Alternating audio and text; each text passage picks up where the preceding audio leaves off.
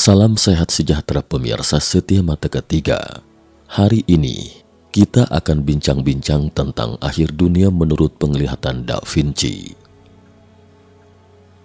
Prediksi akhir dunia oleh Da Vinci.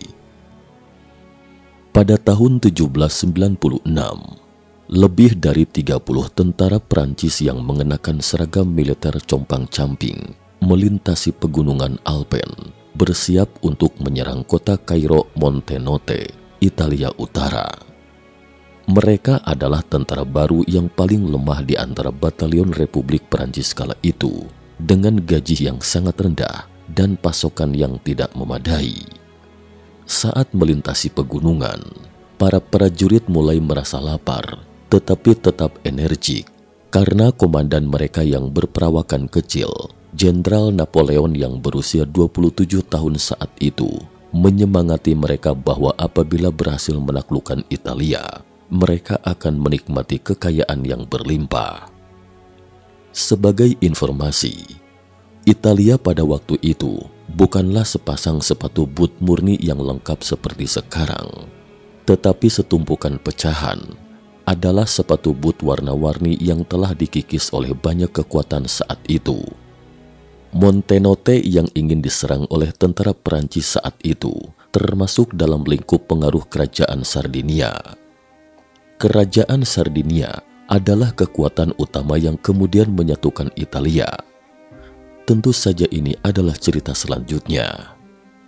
Saat itu, Kerajaan Sardinia hanyalah negara bawahan yang didukung oleh Kekaisaran Austria. Saat itu, meski tentara Austria memiliki peralatan perang yang baik dan seharusnya menunggu masuknya pasukan asing, tidak berdaya saat menghadapi serangan mendadak Napoleon yang sengit dan harus menyerah. Setelah kemenangan itu, semangat Napoleon semakin membara. Dia melanjutkan penaklukannya hingga ke timur dan menduduki kota penting Kadipaten Milan Lodi. Kemudian semakin menggelora di sepanjang jalan menuju Milan, ibu kota Kadipaten Milan. Pertempuran ini sepenuhnya mengukuhkan reputasi Napoleon sebagai jenius militer Eropa dan menjadi modal baginya untuk mendominasi arena politik Prancis di masa depan. Setelah memenangkan pertempuran, Napoleon memenuhi janjinya membagikan tumpukan harta rampasan perang kepada bawahannya. Semua prajurit tampak sumringah mendapatkan jatah yang besar. Hal pertama yang dilakukan Napoleon setelah dia menetap di Milan adalah mengambil dokumen kuno dari Kadipaten Milan, kemudian mengatakan sepenggal kalimat yang membuat orang Milan geram tapi tak berdaya. Jenius adalah orang Prancis dimanapun mereka dilahirkan. Kemudian Napoleon segera mengutus orang kepercayaannya untuk mengantar dokumen kuno ini kembali ke Paris. Setelah tahun 1815, beberapa dokumen kuno dikembalikan ke Milan, sementara dokumen lainnya ditinggalkan di Akademi Perancis di Paris. Dokumen ini memiliki total lebih dari 7.000 halaman. Penulisnya adalah Leonardo da Vinci yang terkenal itu.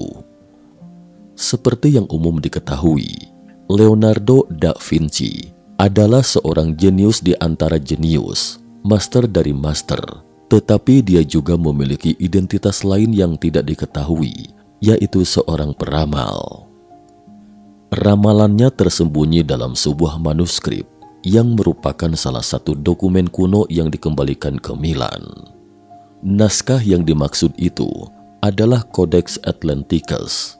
Ini adalah manuskrip yang ditulis dan digambar oleh Leonardo da Vinci selama kurang lebih 40 tahun. Namanya sekilas terdengar seperti Codex Atlantik, tetapi sebenarnya tidak ada hubungannya sama sekali dengan Samudra Atlantik. Arti asli dari kata codex dalam bahasa Inggris adalah manuskrip kuno. Kertas yang digunakan dalam manuskrip tersebut adalah sejenis kertas yang digunakan untuk menggambar peta pada masa itu. Codex Atlanticus dianggap oleh orang-orang modern sebagai manuskrip Da Vinci yang paling penting karena isinya mencakup segala sesuatu dan sepenuhnya mencerminkan pengetahuan luas dan pemikiran aktif dinamis Da Vinci. Di antaranya beragam desain di luar eranya saat itu, seperti pesawat, kapal selam, tank, meriam, dan bahkan parasut. Di antara rancangan-rancangan ini, juga disisipkan dengan beberapa kalimat yang tidak dimengerti orang-orang pada saat itu. Kalimat-kalimat ini ditulis untuk menggambarkan kondisi dari masa ke masa. Misalnya dalam 3 kalimat di bawah berikut ini.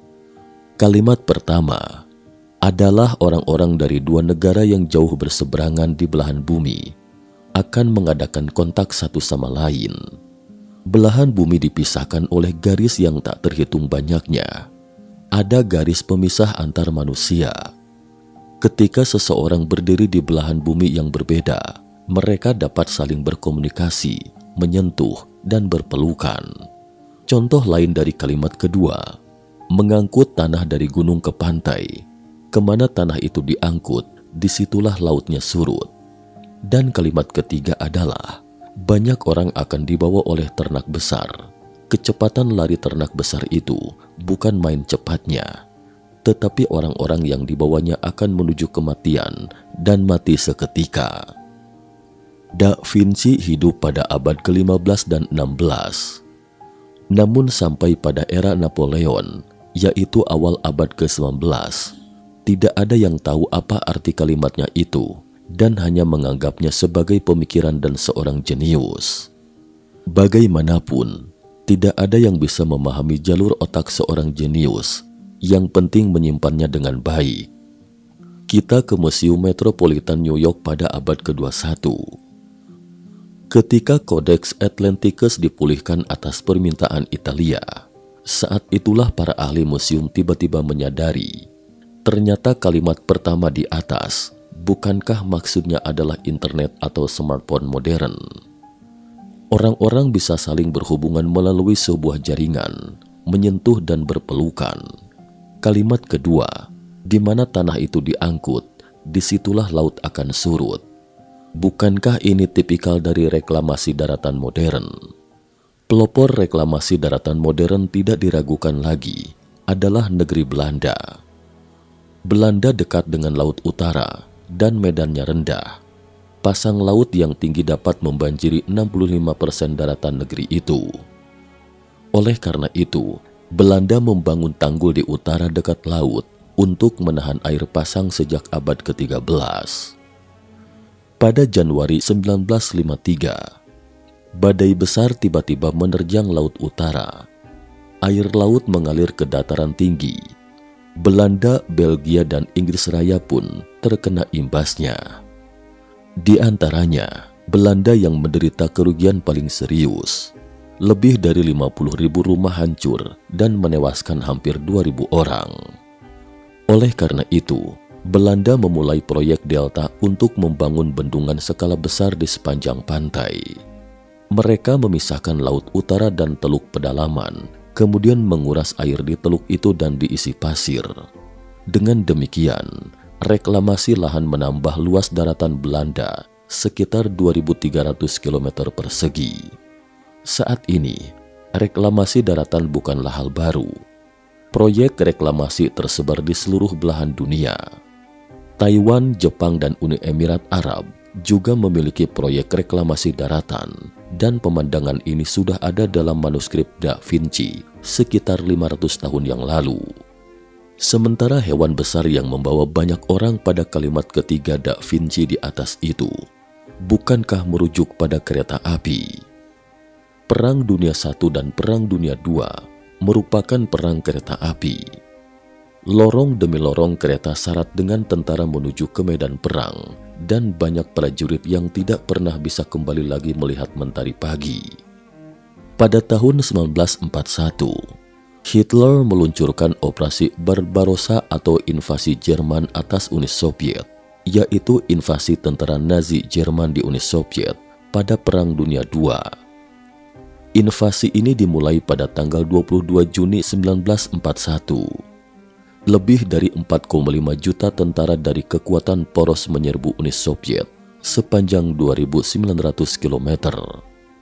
Dalam operasi Barbarossa ini, lebih dari 3 juta tentara Jerman dikirim ke front Soviet dengan kereta api. Namun sekitar 1/4 dari tentara Jerman tidak pernah kembali lagi. Pada saat itulah orang-orang tiba-tiba menyadari, ternyata Da Vinci memiliki identitas lain. Dia juga seorang nabi atau peramal. Bahkan Da Vinci meramalkan pembantaian Rwanda di Afrika. Bencana karena ulah manusia dan ramalan akhir zaman. Ramalannya kurang lebih berbunyi seperti ini. Di kota-kota Afrika, di sana anak-anakmu akan terlihat dan dicabik-cabik oleh orang-orang paling kejam di negerimu. Kalimat ini jelas tidak mengacu pada perdagangan budak di mana orang Eropa menjarah dan menjual manusia di Afrika. Karena pedagang budak Eropa hanya beroperasi di sepanjang pantai Afrika. Kalau bukan orang Eropa sendiri yang mengorganisir pasukan bersenjata untuk menculik penduduk setempat secara sporadis, atau mereka membeli tawanan perang dari suku lokal, pedagang budak pasti tidak akan mencabik-cabik atau membantai orang-orang. Kalimat Da Vinci di atas jelas mengacu pada perang saudara yang terjadi di Afrika. Namun di era kehidupan Da Vinci, selain Mesir, Tripoli, Tunisia, dan Aljazair di Afrika Utara merupakan provinsi di bawah kendali Kekaisaran Ottoman dan belum ada negara di bagian lain Afrika. Pada tahun 1994, pembantaian 100 hari tiba-tiba terjadi di Rwanda, Afrika Tengah yang mengejutkan dunia. Genosida Rwanda terjadi pada 7 April 1994 sampai 15 Juli 1994. Dalam rentang waktu tersebut diperkirakan 800.000 orang tewas. Penyebab genosida Rwanda 1994 adalah konflik Hutu dan Tutsi. Hutu adalah etnis mayoritas di Rwanda yang mendominasi sekitar 85% populasi, sedangkan Tutsi merupakan minoritas, tetapi banyak menduduki sektor-sektor kepemimpinan dan pemerintahan. Secara ringkas, pelaku genosida Rwanda sebagian besar adalah orang Hutu yang ingin membasmi suku Tutsi.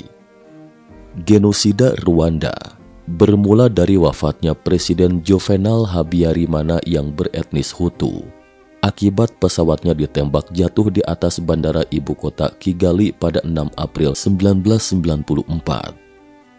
Presiden Rwanda yang sekarang, Paul Kagame, dituding sebagai pelaku bersama beberapa teman dekatnya dengan melakukan serangan roket karena waktu itu dia adalah pemimpin kelompok pemberontak Tutsi. Namun Kagame menyangkal keras tuduhan itu dan sebaliknya menuding ekstremis Hutu yang melakukannya demi memusnahkan masyarakat Tutsi. Kematian Presiden Juvenal sendiri bukan satu-satunya penyebab genosida Rwanda yang merupakan pembersihan etnis terbesar di Afrika saat zaman modern. Namun fisik orang Tutsi seringkali lebih tinggi dan ramping dibandingkan Hutu. Beberapa orang mengatakan etnis Tutsi berasal dari Ethiopia. Keyakinan itulah yang membuat mayat-mayat orang Tutsi dalam genosida Rwanda dibuang ke sungai oleh Hutu agar kembali ke Ethiopia. Namun jika ditelusuri lebih jauh ke belakang, konflik Hutu dan Tutsi mulai memanas saat Belgia menjajah Rwanda pada 1916. Kala itu Belgia membuat kartu identitas bagi warga setempat yang membedakan orang menurut etnisnya. Belgia menganggap Tutsi lebih unggul dari Hutu. Tak heran, orang-orang Tutsi menyambut baik kebijakan itu. Tetapi di sisi lain, kebencian orang Hutu berangsur memuncak. Ketika Tutsi menikmati kesempatan kerja dan pendidikan yang lebih baik, Hutu yang kesal berkonflik dengan mereka dalam serangkaian kerusuhan pada 1959. Lebih dari 20.000 orang Tutsi tewas dan banyak yang melarikan diri ke negara tetangga seperti Burundi, Tanzania, dan Uganda. Lalu saat Belgia melepas kekuasaan dan memberikan kemerdekaan kepada Rwanda pada 1962, Hutu menggantikan mereka. Selama puluhan tahun berikutnya, Tutsi menjadi kambing hitam atas segala krisis yang terjadi. Leonardo da Vinci tak hanya menghasilkan lukisan Mona Lisa atau The Last Supper. Sang jenius dari era Renaissance itu bahkan lebih dari sekedar seniman besar. Ia juga seorang penemu dengan pemikiran jauh ke depan. Hal itu diketahui dalam sketsa buku catatannya. Ide-ide sang maestro sangat revolusioner. Ia juga meramalkan gempa dan tsunami Aceh 2004. Gempa dahsyat itu memicu tsunami mematikan dan menyapu sejumlah pantai di Samudra Hindia hingga ketinggian 30 meter. Lebih dari 230.000 orang tewas dan jutaan lainnya kehilangan tempat tinggal. Tak hanya di wilayah terdampak, duka merambat ke belahan bumi yang lain. Duta Besar Jerman untuk Indonesia, Georg Witzel, bahkan menyebut tsunami Aceh termasuk bencana paling besar dan menyedihkan bagi negaranya. Saat bencana tsunami terjadi di pesisir Thailand, sekitar 500 warga Jerman meninggal di sana, kata Witzel dalam konferensi pers di kantor kedutaan Jerman di Jakarta saat itu. Bencana ini adalah bencana terbesar bagi Jerman setelah berakhirnya Perang Dunia II, katanya. Pada minggu terakhir bulan April 1519, tepat setelah ulang tahunnya yang ke-67, Leonardo da Vinci tiba-tiba mulai mengatur pemakamannya dan mengalokasikan semua hartanya secara rinci. Siapa yang akan diberi lahan pertanian, siapa yang akan diberi uang, siapa yang akan diberikan furnitur, dan bahkan siapa yang akan diberikan mantelnya, semuanya telah diatur olehnya dengan jelas, termasuk orang-orang terdekatnya. Pelayan dan juru masak juga mendapatkan sebagian dari aset kekayaannya. Bahkan Da Vinci juga mengalokasikan hartanya untuk sejumlah orang miskin di kota. Leonardo da Vinci tidak terlalu religius semasa hidupnya, tetapi dia meminta untuk mengadakan 3 misa di suatu gereja setelah kematiannya. Selain itu juga 30 misa kecil di gereja tertentu dengan syarat setiap orang miskin di kota hadir dengan membawa lilin. Orang-orang miskin yang turut dalam misa itu akan mendapatkan imbalan yang tidak sedikit. Meskipun orang-orang di sekitar sangat senang Da Vinci tidak melupakan mereka, namun mereka tidak menganggap serius perilaku jenius ini. Bagaimanapun, mereka sudah terbiasa dengan perilaku unik Da Vinci yang selalu tak terduga. Meskipun usia 67 tahun dianggap sudah cukup panjang untuk usia hidup manusia, namun mengingat kondisi fisik Da Vinci dalam keadaan sehat dan tidak memiliki kebiasaan buruk apapun, sehingga secara visual seharusnya dia masih bisa hidup beberapa tahun lagi. Namun Da Vinci tiba-tiba meninggal dalam kedamaian setelah seminggu usai mengatur semua urusan pemakamannya. Saat itu, dokter mendiagnosis penyebab kematiannya karena gagal jantung. Para peneliti Da Vinci modern telah memilah lebih dari 170 ramalan Da Vinci dari Codex Atlanticus dan secara khusus menerbitkannya dalam sebuah buku. Beberapa ramalannya memiliki interpretasi yang relatif jelas, dan beberapa di antaranya belum terurai. Misalnya kalimat berikut ini: seekor ular besar bertarung dengan burung di ketinggian. Kalimat yang membingungkan ini sekilas terdengar seperti menggambarkan adegan pertempuran udara modern, misil anti pesawat yang diluncurkan dari darat mengejar pesawat tempur di udara. Semburan asap dari mesin misil melintas di angkasa ini seperti lekukan ular yang berputar cepat. Tapi ini hanya spekulasi yang dangkal. Kalimat berikut ini bahkan lebih tidak bisa dipahami. Sesuatu yang keluar dari bawah tanah dan erangannya yang menyeramkan akan membuat orang-orang yang mendekatinya terperangah dan mati oleh helaan nafasnya. Dia akan menghancurkan kota dan benteng. Sekilas terdengar seperti letusan gunung berapi, mengeluarkan gemuruh yang memekakkan telinga. Lahar menyembur keluar dari bawah tanah dan menghancurkan kota. Sementara itu, ada banyak gunung berapi di Italia tempat tinggal Leonardo da Vinci semasa hidup. Namun mengingat orang-orang tahu tentang gunung berapi, sehingga terkesan sangat aneh jika ditafsirkan dengan nada seperti ini. Yang dikhawatirkan para peneliti manuskrip sekarang adalah beberapa kata yang terdengar seperti nubuat berikut sketsa yang digambarkan Leonardo da Vinci dalam waktu 10 tahun sebelum kematiannya. Lalu, apa sebenarnya yang ditulisnya? Sang jenius menulisnya seperti ini. Air dahsyat akan menghancurkan pesisir. Gelombang besar akan menimpa orang-orang. Di antaranya gelombang besar akan menghancurkan tembok kota dan rumah pertanian. Beberapa sketsa paduannya yang tidak digambarkan karena belum selesai, jadi terlihat buram dan kabur. Setitik petunjuknya baru bisa ditafsirkan setelah melihat lebih cermat. Pada sketsa pertama, di atas sebuah bukit dengan pepohonan lebat, banjir yang dahsyat tiba-tiba menerjang. Gunung-gunung besar hancur berjatuhan karena terjangan banjir yang tiba-tiba, memicu gelombang besar, dan pecahan batu beterbangan seperti tembakan peluru, menghancurkan pemandangan di bawah lembaran lukisan. Dan gambaran sketsa selanjutnya lebih membingungkan lagi. Lukisan ini menunjukkan sebuah kota yang dikelilingi oleh banjir besar seperti tornado. Tembok kota sesekali terlihat tenggelam dan mencuat di tengah banjir. Dan sketsa ketiga tidak terlihat sesuatu apapun. Banjir jatuh begitu saja dari langit, seakan memenuhi segenap angkasa. Gambaran banjir seperti ini ada sekitar 10 sketsa. Meskipun bentuk sketsanya hanya beberapa goresan tidak teratur, tetapi dapat dilihat sebagai dampak banjir besar di lingkungan yang berbeda. Beberapa lukisan menunjukkan pohon tumbang berikut akarnya oleh terjangan banjir, dan beberapa lukisan lainnya menunjukkan orang-orang yang meratap di tengah banjir. Apa sebenarnya yang ingin diungkapkan jenius itu?